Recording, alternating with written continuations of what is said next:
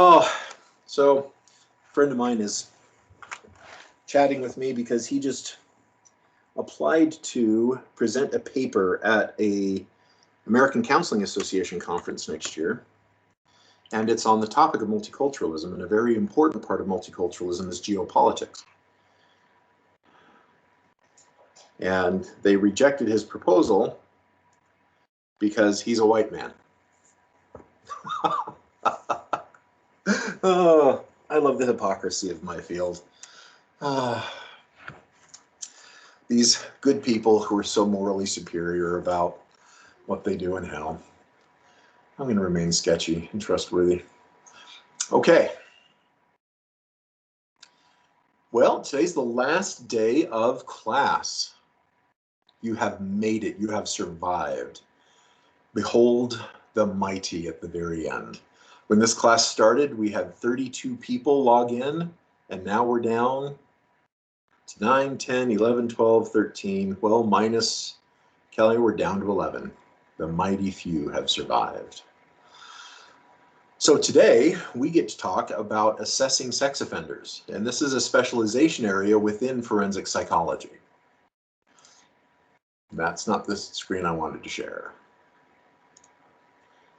This other screen is the one I wanted to share, that one right there. Okay, can you see a PowerPoint that says assessing sexual offenders on it? Yes. Excellent, okay. So, some facts. Nearly half of all adult women will report being sexually abused at some point in their life. And sexual abuse for this statistic is defined quite broadly. This includes sexual, verbal, physical, forms of sexual harassment, sexual emotional abuse, sexual physical abuse, like all the way to extreme forms of sexual abuse like sexual assault, etc. So even when the definitions of abuse are narrowed down, like even if we look just at sexual assault, well, the number goes down to 1 in 5. That's still a shockingly high number, right? And so the abuse rates remain alarmingly high. The diagnosis and assessment of sexual offenders is a critical first step in dealing with them, in figuring out what's going on, etc. One of the things that many people don't realize is that, well, I'll get to that next. So, etiology, the investigation or attribution of the cause or reason of something, often expressed in terms of historical or mythical explanation. And that's quite fun for me because we in psychology use the term etiology a lot, like what causes this thing. For those of you in the psychotherapy class, we actually spend a unit on talking about the 4 causes of human behavior, okay? And so I love that, it's historical or mythical explanation for what's going on. Pedophilia is recurrent intense sexual urges and sexual arousing fantasies involving sexual activity with prepubescent children. And this is DSM-3, but the language has hardly changed, right? Pedophilia, the Greek definition is child lover. Back then, by the way, it didn't necessarily have negative connotations. But could, but it didn't necessarily have negative connotations, whereas today it just has the negative connotations. So one of the things that I'd like you to keep in mind as we go throughout this presentation, which makes assessing sex offenders so difficult, especially sex offenders of children, is that the significant majority, upwards of 70% of men currently in prison for sexually abusing children do not identify as pedophiles and instead identify as heterosexual men, meaning that their sex crimes against children were crimes of opportunity, not crimes of preference. Crimes of preference is where somebody identifies as a pedophile and therefore sexually seeks out children because that is their preferred sexual, well, I'm not going to sugarcoat terms, victim, right? Whereas not that the pedophiles necessarily see it that way, but the significant majority of men in prison don't see themselves as pedophiles at all. In fact, they see themselves as straight men. And so therefore it begs the question, why then did they sexually offend against children? Now, we don't talk about this issue in this way in my 3100 class in the psychology of sex and gender. One of the things that is grossly concerning and something you need to be aware of if you're a forensic psychologist who assesses sex offenders is that our world has given over from sexual behavior to sexual identity, meaning that if I have sex with another man and I'm a man, therefore I am now identified as bisexual or gay, right? That we have changed a sexual behavior into a sexual identity. And so therefore it can get really tricky if you're assessing somebody who has been accused of sexually abusing children when they identify as a straight man and they do not identify as a pedophile, right? Children are not their preferred sexual partners. It's a crime of opportunity. I was horny, there was a kid there, they say, and then therefore they sexually offend against the child. And therefore it also complicates the assessment because they may not respond to certain assessments in the same way that somebody who identifies as a pedophile might respond to. Okay, we'll get to that more in a second. I just want to sensitize you to this problem because identity and behavior are not the same thing. And so I can identify one way and sexually behave in that way and a different way at the same time. And so it gets tricky when you're doing these assessments. So paraphilia is a condition characterized by, according to the field of psychiatry, abnormal sexual desires, and often or typically involving extreme or dangerous activities as defined by heterosexual, cisgendered, rich white men. Okay? So phallometric testing, the measurement of changes in penile circumference in response to sexual and non-sexual stimuli, is a device used to measure sexual arousal to both appropriate, age-appropriate and consenting, as well as deviant sexual stimulus materials. So one of the things that, if you are doing assessments on accused sex offenders, is you will also be exposed to this material, right? I can't just, you know, have them read something and I don't know what they're reading. And let's say it is a very graphic passage about sexual contact with a child or about violent sexual contact with a man or woman, right? An adult man or woman. I need to know the materials that I'm sharing. And so that's one of the reasons why I very rarely do this. I think I've done it like twice in my entire career, is because it's hard for me, like my heart just breaks when I see the material that I got to share with these guys. And one of the men was also very much broken down and sobbing, etc., when he saw the materials that I had shown him. So there are various phallometric test devices. So a common one is, it looks like a thick rubber band with a wire coming out of it that you have the person you're assessing place around the base of their penis, right? And it gets somewhat frustrating, like if the band is that big around, that might be tight when they're erect, but when they're fully flaccid, may not even stay on. So it can create a little bit of a juggling act where they're trying to hold it on, waiting for their penis to grow erect. And if they're not given sexual stimuli, because believe me, sitting in a white room on a hard wooden chair, hooked up to devices with a guy like me assessing you isn't a sexy event for most people.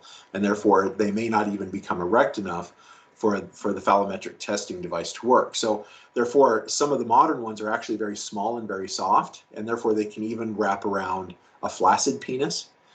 Now there's another device, I've not used it, I've seen it from a distance, and that is it actually looks like a cylinder. It's about, you know, like this big around and about this long, and it actually like vacuum seals over the phallus, okay, or approximate vacuum seals. And therefore, as the man grows erect, it actually measures gaseous displacement, because as the penis gets bigger, it pushes air out of that tube, and what it measures is gaseous displacement. So I don't know that one or the other is better. I think they're both fraught with problems. Like, how do you get a vacuum seal on somebody who's really hairy?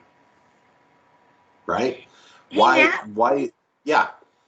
what's the goal of that? It just seems like a ridiculous test to me. I mean, what good is supposed to come out of doing this test? Oh, that's such a good question, Julie. Thank you. The goal is, okay, so we'll get more into this in a minute, but spoiler alert.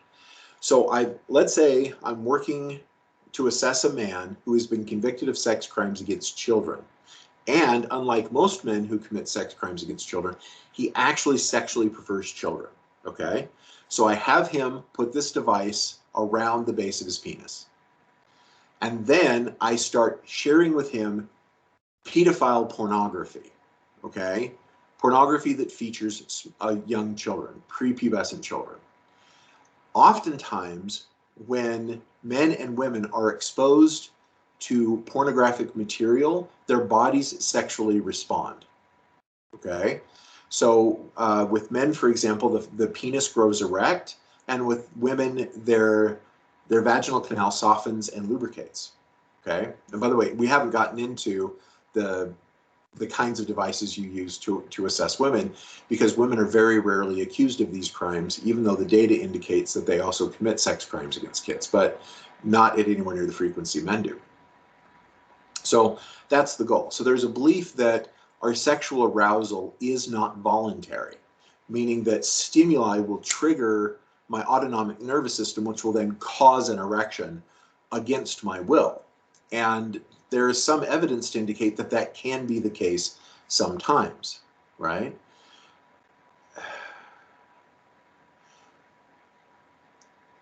So it is only one of the assessments you give, right? This isn't, okay, just give the phallometric testing and you're done. No, remember, we've still got all of the other, we've got our mental status exam, we've got our IQ tests, our personality tests, right?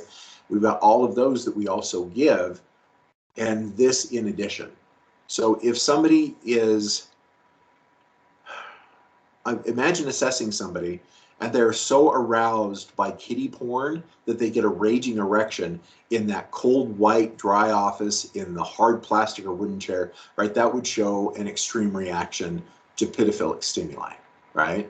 And so that's important data if you're assessing somebody who's been accused of sex crimes against children. Like if I were to take you all in separate rooms, of course, and I were to strap you to one of these devices designed to fit your genitals, and I were to read you or expose you to this pedophilic pornography, many of you would show zero sexual reaction, right? If not, in fact, probably all of you, because people who show a reaction to pedophilic pornography are rare relative to they're out there, but relative to the society.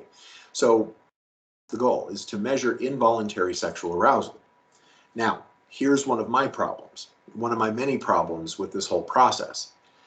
Just because somebody is sexually aroused by stimuli doesn't mean A, they pursue the stimuli, or B, are helpless in the face of it.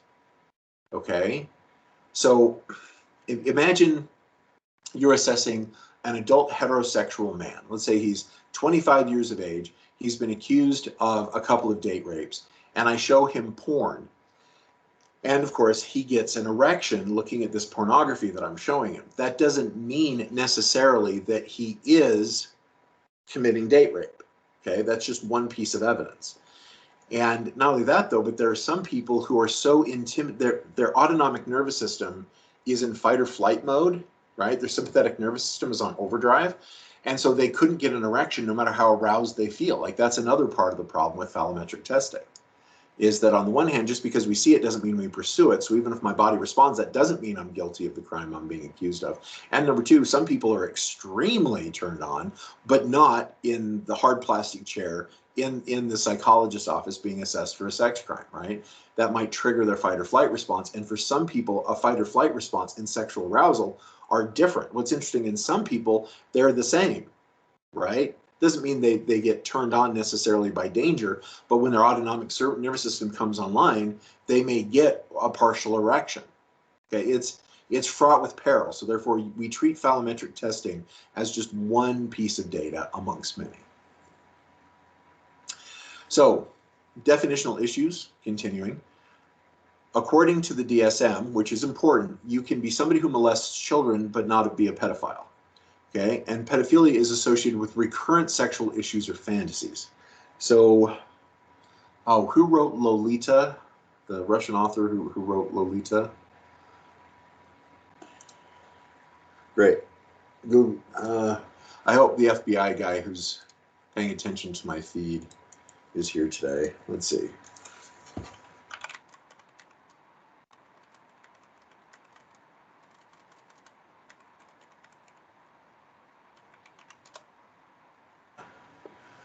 Nabokov, yes.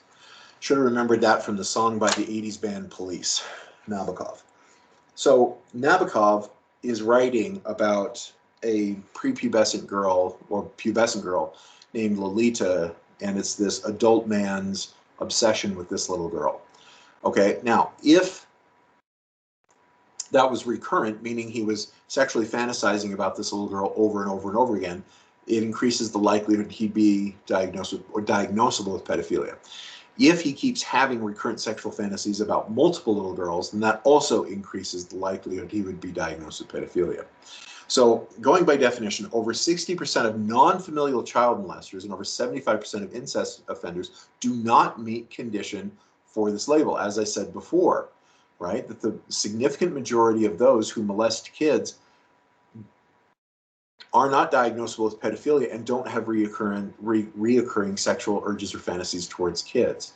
According to William Marshall, after gathering 27 years of child molestation data, it was revealed there were no differences in reoffense rates for those offenders that could be classified as pedophiles versus those who could not.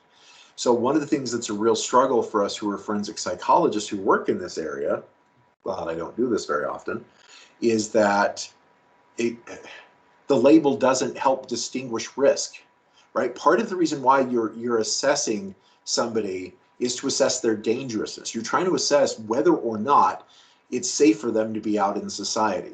And if the label per the DSM that you give them doesn't help you determine whether or not somebody's dangerous for children to be around, then the label loses its power or any sense of why we should even use it. Okay, so more detail.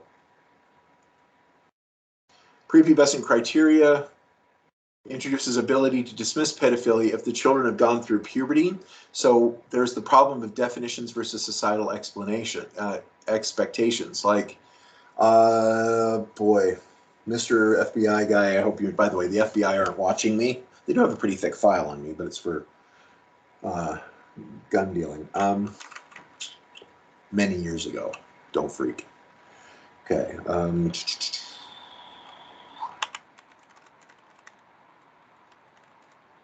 That's the first thing that came up. In Utah, it is illegal for an adult, someone 18 or older, to have sex with a minor, someone 15 or younger, even if the sex is consensual. Those who break the law have committed statutory rape.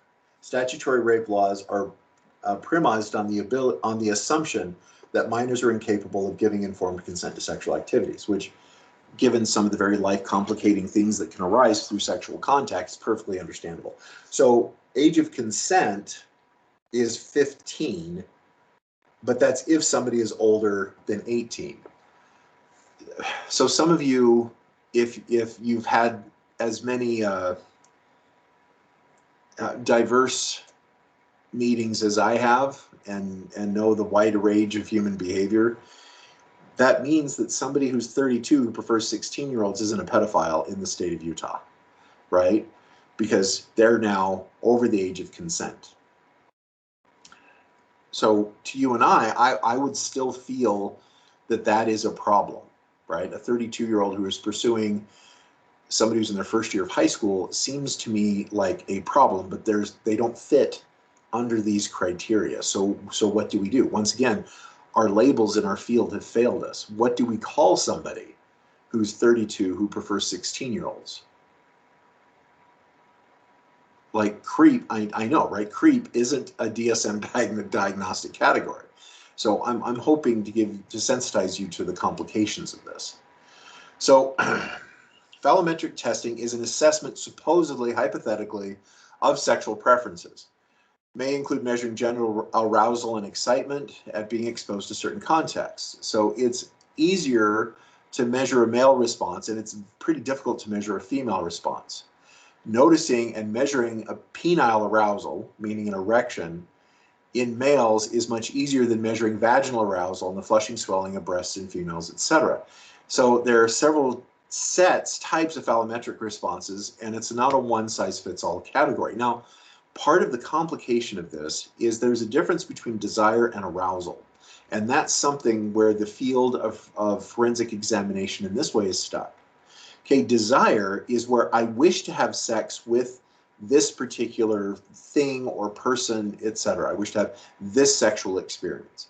Okay, arousal is my body's preparation for and demonstration of the capability and capacity to have that sexual contact I desire. So therefore, I may desire someone all day long, but not be aroused at all, right? I'm not, so for me as a man, I'm not getting an erection. I may desire, but I have no erection. So therefore, I have high desire and low arousal, right? What's interesting is we also have the inverse, high arousal and low desire, right?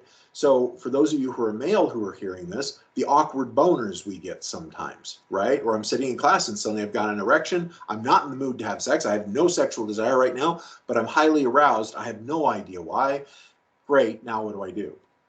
Okay, and so, in fact, one of the things that I found a lot in doing sex therapy is just that dynamic where I'm working with men or women who have high desire but low arousal. Like one young lady I was talking to just a few weeks ago, when her husband isn't around, she often has pretty intensely lovey, graphic, hot, sexy fantasies about her husband.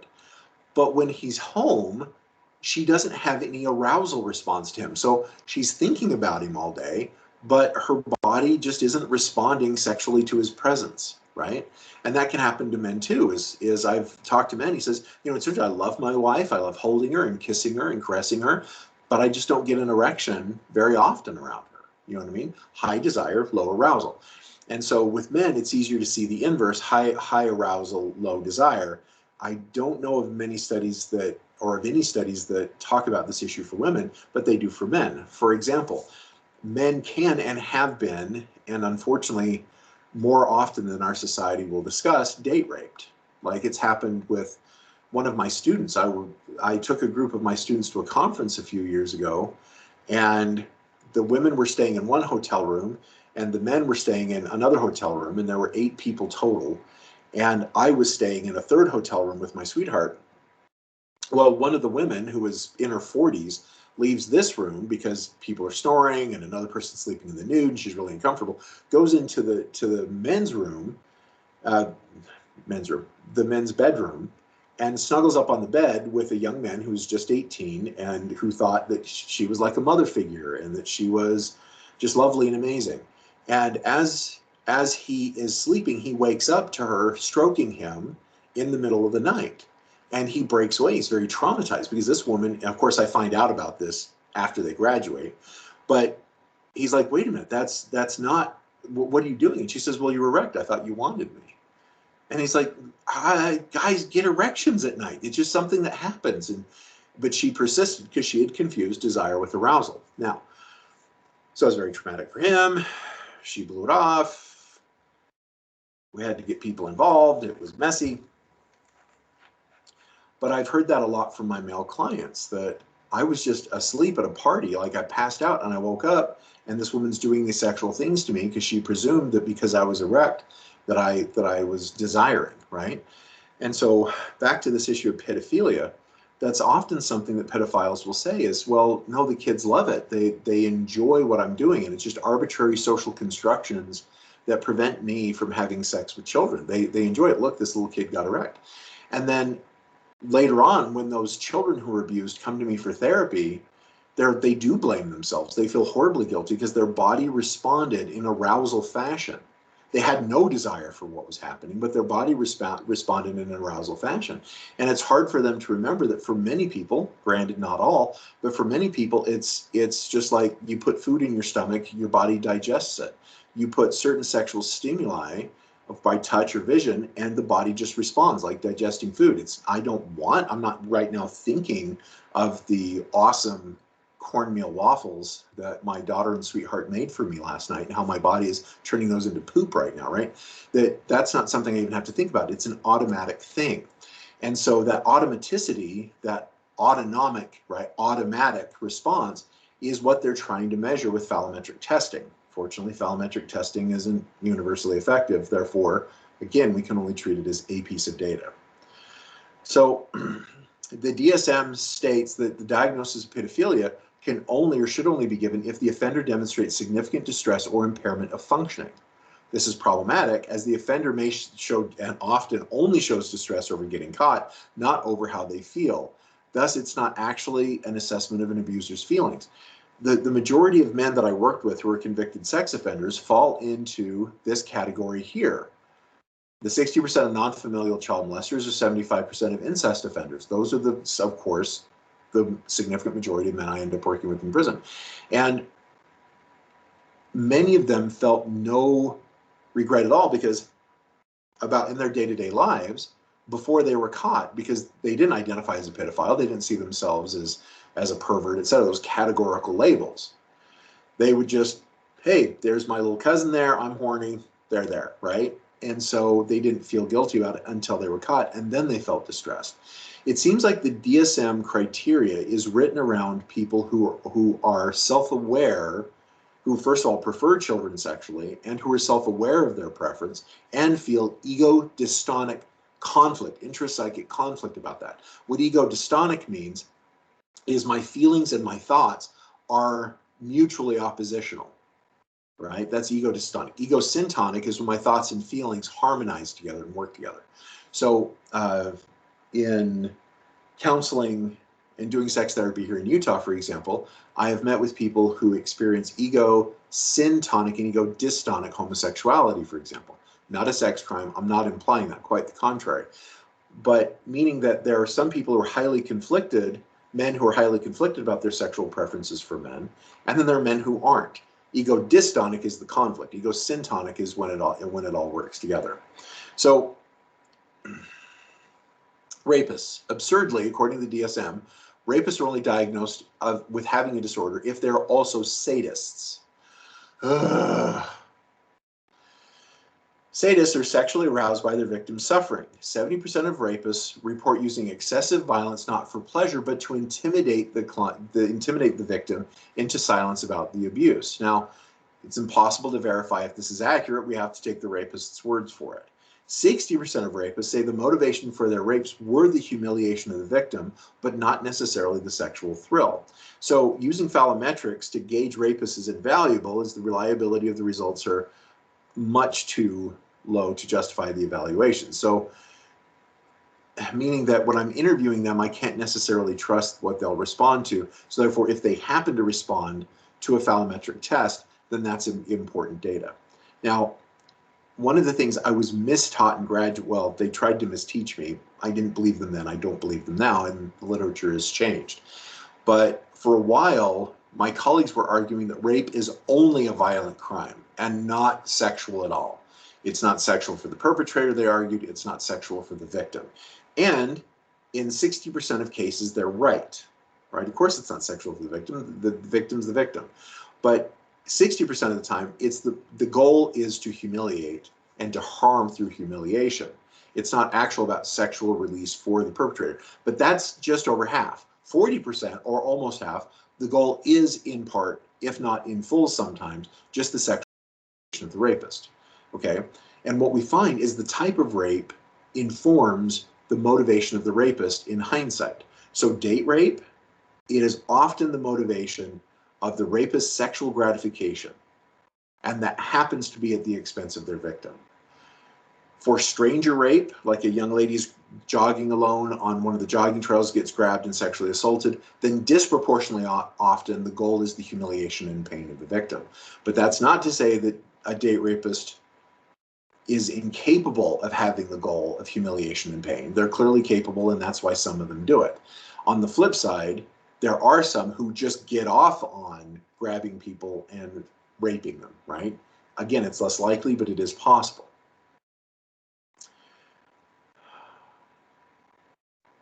Oh, by the way, just a piece of trivia for you. I think we've shared this. Let's see, who is here? I can't see any of y'all's lovely faces today.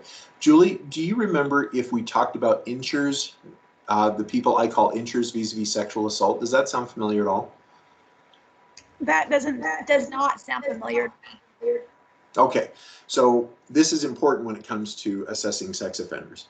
So inchers are a category of men, and it's a metaphor I would use with the Provo Police. The most dangerous square mile for women in the state is the square mile that abuts the south end of BYU's campus. Okay, so from the southern end of BYU's campus, a mile south, a mile east, a mile west, and a mile north. That square mile is the most dangerous square mile for women in terms of sexual assault in the state.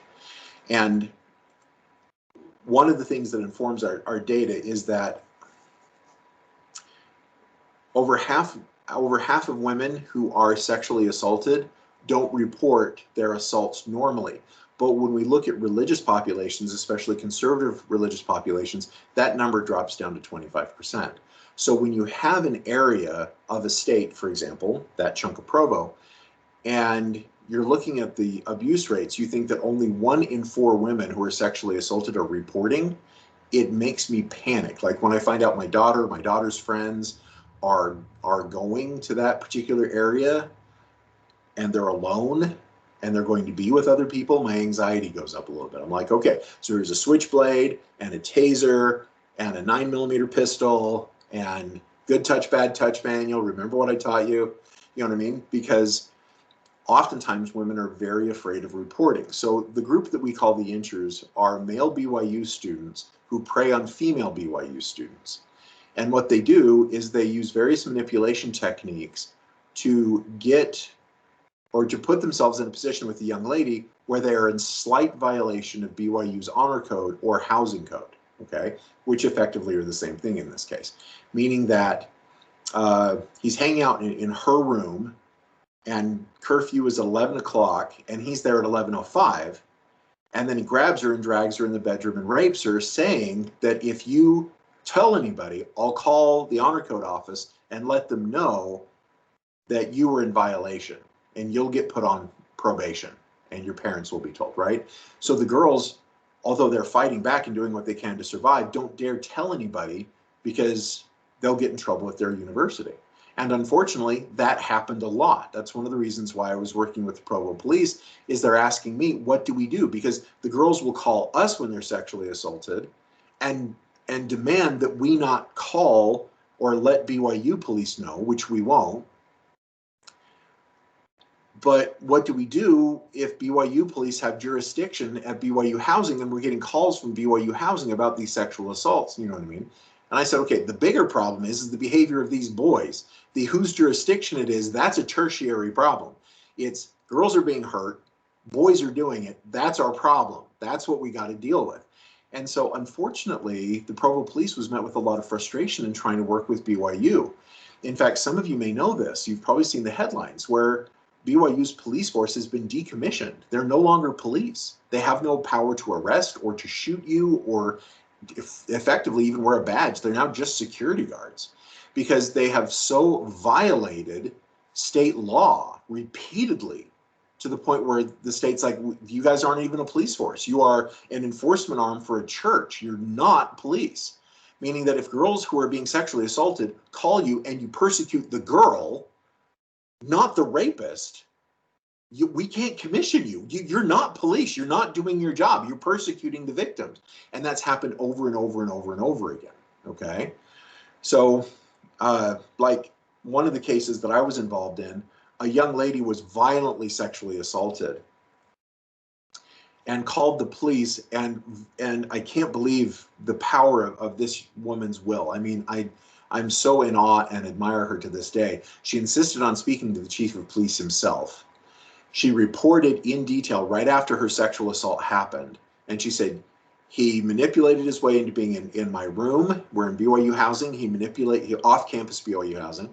He manipulated his way into staying in my room, threatened that if I told anybody, he would then call BYU. So I'm calling you, Mr. Provo Police Chief. Do not tell BYU. And the police chief said, I won't tell BYU. Okay, we're going to handle this. We're going to go after this guy. Well, he left the folder on his assistant's desk to enter all of the statement into their database. And while there, his police officer assistant was good friends with a BYU cop, and they were going to go to lunch together, and the BYU cop seized that file and stole it and took it to BYU. And then, much to this young woman's shock and dismay, the BYU Honor Code calls her that week and says, you need to come in here. You're on probation for violating the Honor Code, after she was just violently sexually assaulted. And so I wish that had only happened once. It happened repeatedly. The police chief at Provo, I'm sure you can imagine how angry he was. He went to He went right over to the BYU police, lit them up. He called the state, called judges, you know, oof. So this also complicates things, right? That these young men that I've assessed, who I call inchers, and I've not done phallometric testing on them, but in getting to know them, they're often surprised that they're rapists. Like, they don't even think of themselves that way. They'll say things like, well, she let me be there at 11:05. Clearly she wants it. You know, it's just the shame of the church that she has to fight me back, but clearly she wants it if I'm there at 11:05. And I'm like, motherfucker, look at all the things you did to manipulate your way into being there after hours. She's like, okay, you need to go now. And he's like, well, she should have thrown me out. She tried. What is she going to do? She's 5'2". What is she going to do? Lift you up over her head and throw you out, Mr. 6'3"? You know, okay. It's, by the way, when you do forensic work, have a poker face, like practice a poker face, because I'm thinking all of these thoughts while I'm talking to these men, but in order to complete the assessment, I can't be yelling at them like that. Okay, so here is another form of paraphilia according to the DSM. And these folks are, according to the DSM, exhibitionists.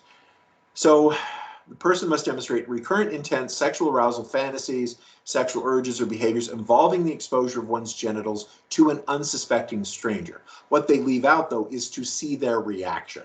Okay? One of the things that really kills exhibitionists is when they show their erect penis to a woman and the woman goes, eh, right? It can kill their days. So all exhibitionists meet the criteria for the diagnosis of paraphilia. These offenders almost always have been considered needing clinical treatment because 57% of untreated exhibitionists reoffend within 4 years of identification. So in a study, a group of 770 exhibitionists averaged 3 exposures per week over the period of 7.5 years. So that's a lot. So that's 156 per year for 7 years. That's almost 1,100 offenses. Whew. So why do we assess people who have been accused of sex crimes? To determine if there's a risk to reoffend, to determine treatment needs, and to evaluate whether or not treatment has produced a desired change. So you end up doing repeat assessments. You do the initial assessment to determine risk and or treatment, right? And then you are often, but not always, called upon to do a reassessment after treatment to see if there's any movement or any change in their behavior. So assessments are used to evaluate the context of disorder or offense. So the other thing is, it kind of breaks my heart. Some of the men, not anywhere near the majority, but a small minority of men, were suffering from neurocognitive impairment. They had traumatic brain injuries, they were demented. Like, there were 2 old men in prison who had sexually offended against their grandchildren as part of their dementia.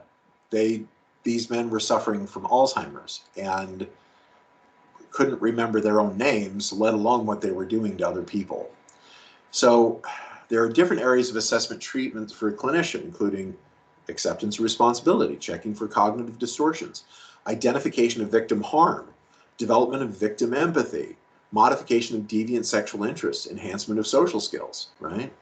That one of the things that's interesting is, regardless of whether or not the men I've worked with identify as a pedophile or not, those who've been convicted of sex offenders, almost all of them have really poor social skills. Like, I've only met one sex offender against children who had good social skills, where he could relate as an adult to other adults effectively and well. Many of these men are pretty socially disabled, okay? They don't really relate well to other people, and so their victims often end up being children who can't defend themselves or aren't in a position to say no. So likewise, the men who I've worked with who are serial rapists, occasionally I'll find one who's charismatic, charming, with really good social skills, but the vast majority aren't. And the ones who are charismatic, charming, with good social skills are often pretty psychopathic, okay? So acceptance of responsibility. So offender may claim things such as, the victim wanted it. I didn't know what I was doing. I was drunk. I can't control my urges or needs. I was forced or coerced to do this. Most offenders will attempt to deflect responsibility in this manner. So with cognitive distortions, it's difficult to measure in a clinical fashion, and confidence in testing measures isn't warranted. We're not good at measuring that kind of conflict. So it's difficult to the degree on what cognitive distortions are. So offender may inadvertently have perceptions or memories that are distortions.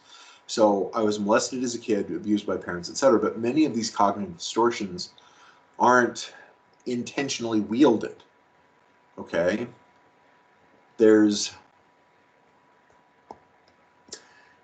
habit is a powerful thing. Habit is a very powerful thing, and the significant majority of those who are abused don't abuse, but the significant majority of those who do abuse were abused. Okay, the thing is those who were abused often abuse multiple victims, therefore perpetuating the cycle on the next generation of other people, okay, of other children. So when we look at those who were abused and go on to abuse, then oftentimes somehow that abuse was normalized. That's just the way things are done for a significant number of these. Like I think I shared the story with you all. When I first moved to Indiana, I was a professor at Indiana State for what, 6-something years. And I can remember my first week, I went to the lunchroom, to the commons area, the lunchroom, and I got some Burger King and some fries and Coke, and I sat down at the end of a long table, and there was a bunch of girls who were sorority pledges sitting around the other end of the table, and they were really sweet and welcoming to me, and they're like, hey, why don't you sit here? We have an open seat. So I sat down and I started eating my lunch and engaging in ethnographic research, right? Mom said never to eavesdrop on other people's conversations because it's rude. The nice thing about being a scientist is it's not eavesdropping, it's ethnographic research, right? So if anybody ever accuses you of spying on them, say, no, I'm a psych major. This is research. It's not eavesdropping at all, okay? So as I'm engaging in my ethnographic research, I kind of lost my appetite for lunch. These are lovely young women, very friendly. I was glad for their company, but they were trading incest and stories of their molestation the way my wife and her friends trade bread recipes when they hang out. It was so normalized by them, they didn't realize that what they had suffered was A, suffering, and B, unnecessary, and C, deeply problematic, right? So therefore, if it's normative to these women, what aren't they going to see when it comes to their own children being harmed in this fashion, right? Likewise, in getting to know the men in prison, oftentimes it was just normalized. Yeah, my uncle fucked me, so I fucked my nieces and nephews. It's just what we do around here. You know what I mean? They don't know that it's a problem. And one of the things that you do to help with victim empathy is to help the person perpetuating the crime see the effect of what happened to them. And somebody said, well, ain't nothing happened to me. It's just the way things are done. And so I'm looking around the prison walls, right? We're in this tiny little taupe colored room. And I go, this is nothing. This is not harm. We're sitting in a 4-foot by 4-foot room in one of the most brutal prisons, and you think this is nothing. I think a lot of harm was done to you, bud. Like, it takes those kind of heavy-handed interventions to go, yes, harm was done to you. Look where we are, right? You think that something is normal that ends up in places like this. Clearly, something's going on. So, victim harm, victim empathy. Studies have shown that most sexual offenders do not have a general deficit of empathy, but rather they have specific lack of empathy for their victims. Okay, so remember we talked about so-called psychopaths that when they were put on a functional MRI machine and asked to imagine what the victim of the 999 call was going through, that their response skyrocketed? I've noticed that human beings are very good at being selectively empathic, right? There's not a general deficit of empathy. There's a specific deficit of empathy. Like I gave an example in my last class that a friend of mine asked her friend Lisa to come babysit my friend's kids while she went on a hike with an old male friend. And she's like, they're like siblings. They've known each other forever. They're not sexually active or even attracted to each other. She comes home and her friend Lisa lights up the LDS Women's Facebook group going, I can't believe my friend made me watch her kids while she went and cheated with another man, right? When they hiked Squaw Peak, which isn't a very sexy hike. And so what was neat is the way in which Lisa turned off her empathy to morally attack and slut shame my friend, right?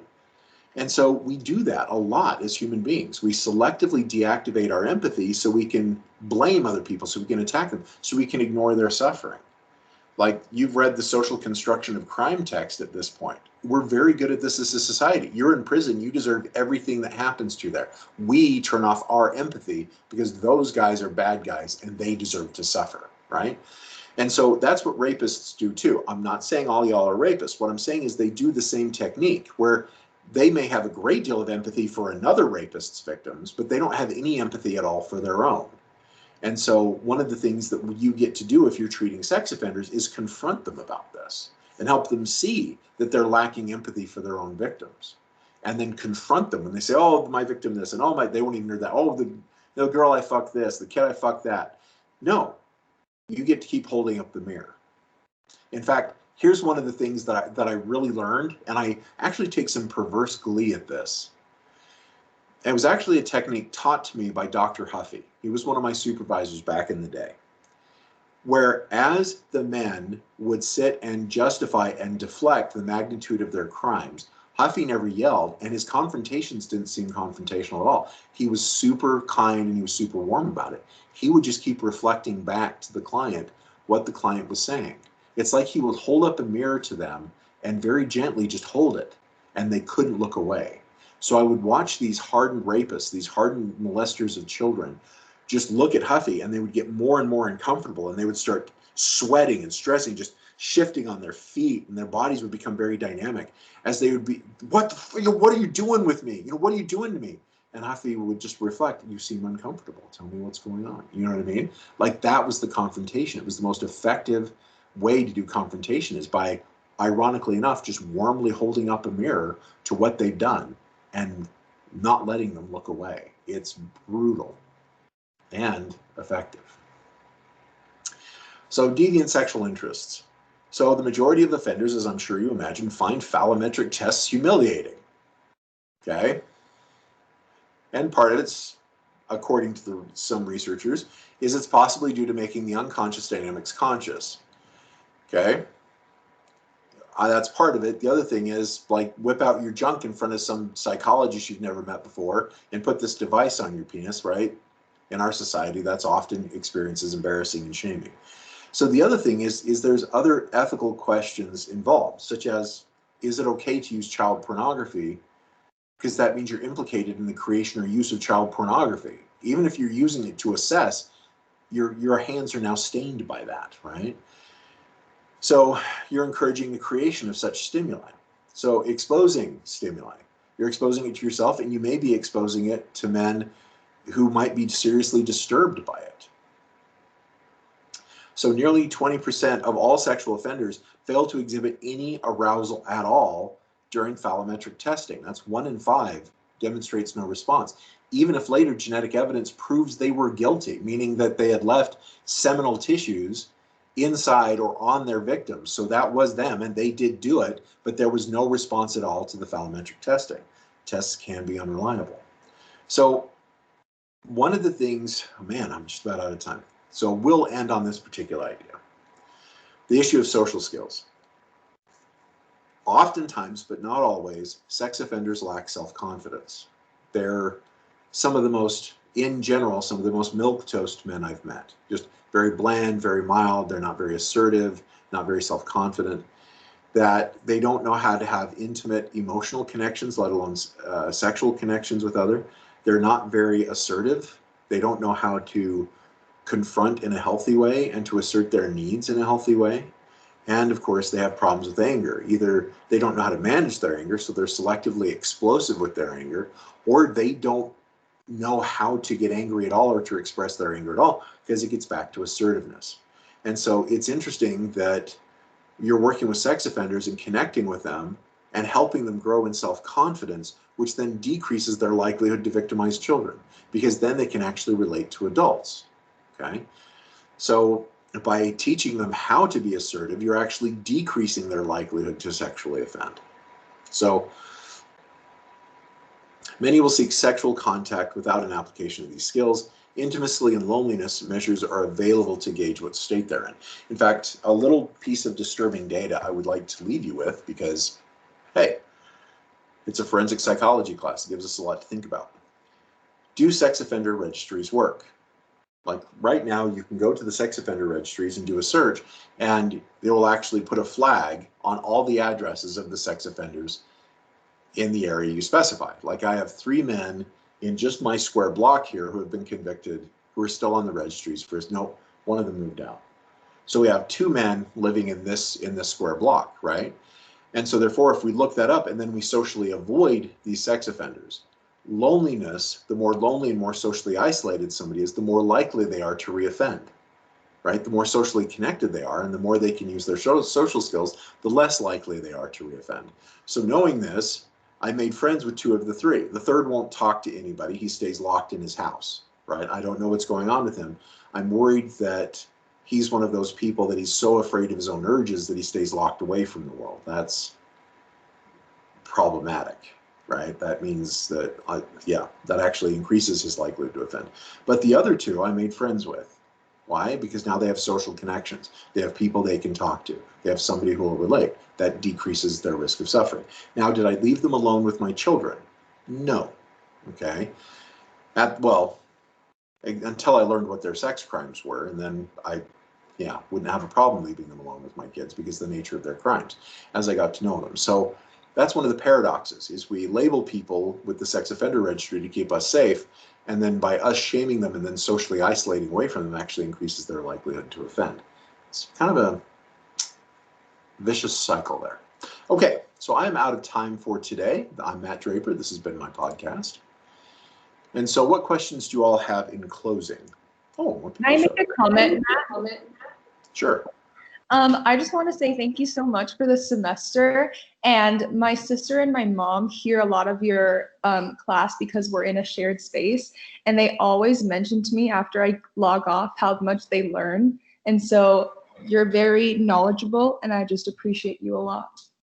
Well, thank you, Kenzie. I've greatly enjoyed your company in this class as well. And I hope to get to know Mom and your sister. Tell them they can come sit in on my classes anytime. I'm sure they will. I'll bring them with me.